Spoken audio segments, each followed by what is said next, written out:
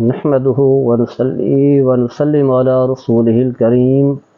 وعلى آله الطيبين وأصحابه الطاهرين اما بعد۔ حضرات گرامی، خلیفہ اور راشدہ میں سے پانچویں خلیفہ حضرت عمر بن عبدالعزیز رضی اللہ تعالی عنہ فرماتے ہیں کہ تمام عبادات میں سے افضل ترین عبادت کیا ہے؟ وہ ہے فرائض کو ادا کرنا اور جن کاموں کا اللہ تعالیٰ نے حرام ٹھہرایا ہے ان سے بچنا۔ فرائض سب سے اہم ہیں اور پھر جو کام حرام ہے ان سے بچنا جو ہے یہ سب سے افضل عبادت ہے، اہم ترین عبادت ہے۔ اور پھر فرائض میں سے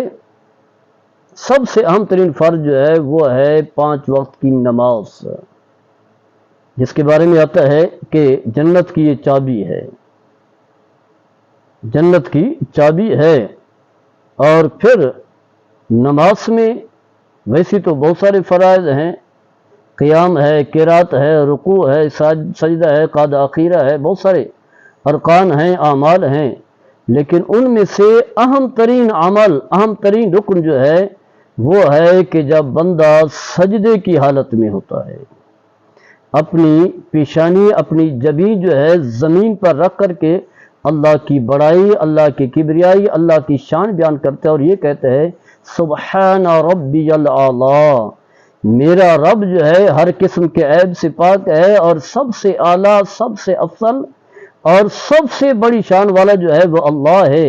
میں تو اس کا ادنا سا بندہ ہوں، اس لیے میں نے اسی کے آگے اپنی جبین کو جو ہے وہ جھکا دیا ہے۔ اور پھر اس حالت میں جب بندہ ہوتا ہے تو اللہ کے قریب ہوتا ہے، جیسا کہ اللہ تعالیٰ فرماتا ہے وَاسْجُدْ وَاقْتَرِب، اے بندے اللہ کی بارگاہ میں سجدہ ریز ہو جائیں اور قرب خدا بندی حاصل کریں۔ گویا کہ سجدے کی بدولت بندہ جو ہے اپنے رب کے قریب ہو جاتا ہے،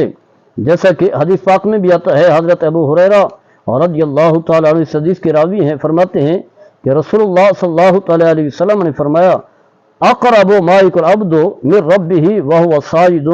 فاکثر الدعاء، فرمایا کہ بندہ جو ہے اپنے رب کے سب سے زیادہ قریب، اقرب اسم تفضیل کا صیغہ ہے، سب سے زیادہ قریب جس حالت میں بندہ اپنے رب کے ہوتا ہے، فرمایا وہ سجدے کی حالت میں ہوتا ہے، جب سجدہ ریز ہوتا ہے۔ اور پھر آپ نے فرمایا کثرت کے ساتھ دعا بھی کرو۔ تو گویا کہ قرآن کی اس آیت کریمہ سے، اس حدیث سے یہ بات ثابت ہوئی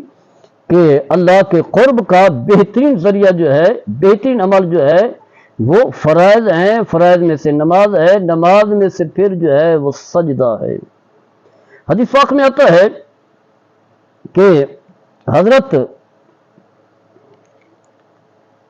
حذیفہ رضی اللہ تعالیٰ عنہ اس حدیث کے راوی ہیں، فرماتے ہیں کہ رسول اللہ صلی اللہ تعالیٰ علیہ وسلم نے فرمایا ما من حالت یقول عبد علیہا احب الی اللہ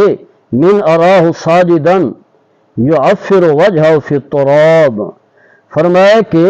جو اللہ کو سب سے زیادہ پسند حالت جو ہے، جو کیفیت ہے، جو اللہ کو سب سے زیادہ محبوب ہے، وہ یہ ہے کہ اللہ اپنے بندے کو دیکھنا چاہتا ہے کہ اس کا بندہ جو ہے وہ سجدہ ریز ہو، سجدے کی حالت میں ہو۔ گویا کہ جب بندہ سجدے میں ہوتا ہے تو اللہ کی نظر اپنے بندے پر ہوتی ہے۔ ویسے ہر وقت اللہ اپنے بندے کو دیکھ رہا ہوتا ہے، خاص کر کے جب نماز پڑھ رہا ہو، لیکن جب سجدے میں ہوتا ہے تو اللہ اسے دیکھ رہا ہوتا ہے۔ اور اس لیے آپ نے فرمایا کہ اپنی چہرے کو جو ہے زمین پر مٹی کے ساتھ جو ہے وہ لگا دو، پیشانی جو ہے مٹی کے ساتھ جو ہے وہ لگ جائے، یعنی صحیح طریقے سے جو ہے سجدہ ریز ہوں، نہیں دیکھنا کہ پیشانی کو مٹی لگ رہی ہے، گرد آلود لگ رہی ہے، کوئی چیز بھی لگ رہی ہے، کسی چیز کی پرواہ نہیں کرنی۔ یہ دیکھنا ہے کہ میں اس حالت میں ہوں جس حالت میں اپنے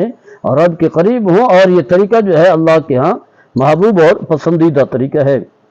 حضرت ربیعہ بن کعب اسلمی رضی اللہ تعالیٰ عنہ مشہور حدیث ہیں، فرماتے ہیں کہ میں رات جو ہے نبی کریم صلی اللہ تعالیٰ علیہ وسلم کے قرب جوار میں آپ کے پاس ہی گزارا کرتا تھا، اس نیت سے کہ جب آپ نماز کے لیے اٹھیں گے یا قضاء حاجت کے لیے اٹھیں گے تو میں آپ کا جو ہے وضو کراؤں گا۔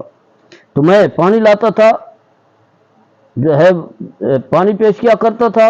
برتن میں، اور پھر جو ہے آپ وضو فرمایا کرتے تھے، طہارت حاصل کیا کرتے تھے، تو میری جو ہے یہ ڈیوٹی تھی اور میں اس عمل پر جو ہے خوش ہوا کرتا تھا۔ تو نبی کریم صلی اللہ تعالیٰ علیہ وسلم تو بڑے رحیم ہیں، مہربان ہیں،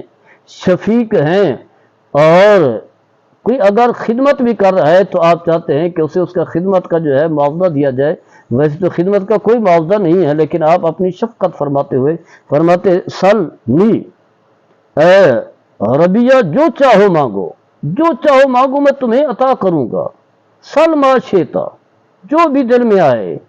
دنیا مانگنا چاہو، آخرت مانگنا چاہو، دنیاوی عزتیں، اخروی کامیابی، جو بھی مانگو گے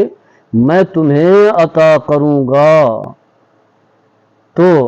عرض کی یا رسول اللہ صلی اللہ علیہ وسلم اسالک مرافقتک فی الجنہ، میں چاہتا ہوں کہ جنت میں میں آپ کا غلام بن کر کے رہوں، ساتھی بن کر کے رہوں، خادم بن کر کے رہوں۔ یعنی دیکھیں صحابہ کرام جو ہے میرے آقا صلی اللہ تعالیٰ علیہ وسلم سے کوئی عہدہ نہیں مانگ رہے، کوئی گورنری نہیں، کوئی دولت نہیں، کوئی پروٹوکول نہیں، دنیاوی کچھ بھی نہیں ہے، لمبی عمر نہیں، دنیاوی خواہشات نہیں، ایک ہی خواہش ہے کہ نبی کریم صلی اللہ تعالیٰ علیہ وسلم کا قرب جو ہے مل جائے، آپ کا پڑوس مل جائے، آپ کی غلامی جس طرح دنیا میں ملی ہے آخرت میں بھی مل جائے۔ تو واضح ہے نبی کریم صلی اللہ علیہ وسلم نے آپ نے جب کہہ دیا جو چاہو مانگو گے، تو آپ نے فرمایا واضح ہے وہ تو تمہیں ملے گی، یقینی ہے۔ آپ نے پھر ایک اور ارشاد فرمایا کہ تمہیں یہ تو مل گئی، پکی بات ہے خدمت کی وجہ سے، لیکن آپ نے ارشاد فرمایا اب غیر ذالک عنہ، فرمایا اور بھی کچھ مانگنا چاہو۔ تو واضح ہے، اور کیا اس سے بڑھ کر کے اور کیا طلب ہو سکتی ہے؟ جنت مل گئی، جنت میں بھی نبی کریم صلی اللہ تعالیٰ علیہ وسلم کا قرب مل گیا، تو اس سے بڑھ کر اور کیا چاہت ہو سکتی ہے؟ اس کے بعد آپ نے ارشاد فرمایا فَإِنِّي عَلَى نَفْسِكَ بِكَثْرَةِ السُّجُودِ، اگر تم چاہتے ہو یہ اعزازات پانا چاہتے ہو تو پھر جو ہے تم میری معاونت کرو، میری بات کو مانو، کیا کہ کثرت سجود جو ہے کیا کرو، اللہ کی بارگاہ میں سجدہ ریز ہوا کرو، سجدے کی حالت میں رہا کرو، کیونکہ یہ وہ حالت ہے جس کی بدولت جو ہے تمہیں میرا قرب ملے گا، قرب بھی جنت کے اندر، اور میرے ساتھی جو ہے بنو گے۔ تو اس حدیث سے بھی بات ثابت ہوتی ہے کہ اگر کوئی شخص رسول اللہ صلی اللہ تعالیٰ علیہ وسلم کا قرب حاصل کرنا چاہتا ہے، کیونکہ یہ حکم جو ایک صحابی کے لیے خاص نہیں تھا، قیامت تک آنے والا شخص جو ہے جو یہ چاہتا ہے کہ مجھے قرب مصطفیٰ حاصل ہو صلی اللہ علیہ وسلم، تو پھر اسے چاہیے کہ کثرت سجود، سجدے کی حالت جو ہے اختیار کرے۔ ایک اور حدیث پاک میں آتا ہے، حضرت ابی فاطمہ رضی اللہ تعالیٰ عنہ اس حدیث کے راوی ہیں، مسند احمد بن حنبل کی حدیث ہے، فرماتے ہیں کہ نبی کریم صلی اللہ تعالیٰ علیہ وسلم نے مجھے فرمایا یا ابا فاطمہ، اے ابو فاطمہ، ان اردت ان تلقانی، فرمایا کہ اگر تم مجھے چاہتے ہو کہ تم میری ملاقات کرو حوض کوثر پر جنت میں، مجھ سے ملنا چاہتے ہو، میرا قرب چاہتے ہو، میری صحبت چاہتے ہو، میری رفاقت چاہتے ہو، تو فرمایا فاکثر السجود، زیادہ سے زیادہ جو ہے وہ سجدے کیا کرو۔ تو یہ حدیث ہے، اس کے علاوہ جو اور دیگر حدیث بھی ہیں، اور واضح ہے جب انسان سجدے کی حالت میں ہوتا ہے تو پوری عاجزی ہوتی ہے، پوری عاجزی، انتہا درجے کی عاجزی، اور کوئی مسلمان جو ہے اللہ کے علاوہ کسی اور کے آگے سجدہ ریز نہیں ہوتا، اور سختی سے منع کیا گیا ہے اللہ کے علاوہ کسی اور کو سجدہ کرنے سے۔ لہذا انسان فرائض ادا کرے، نوافل پڑھے،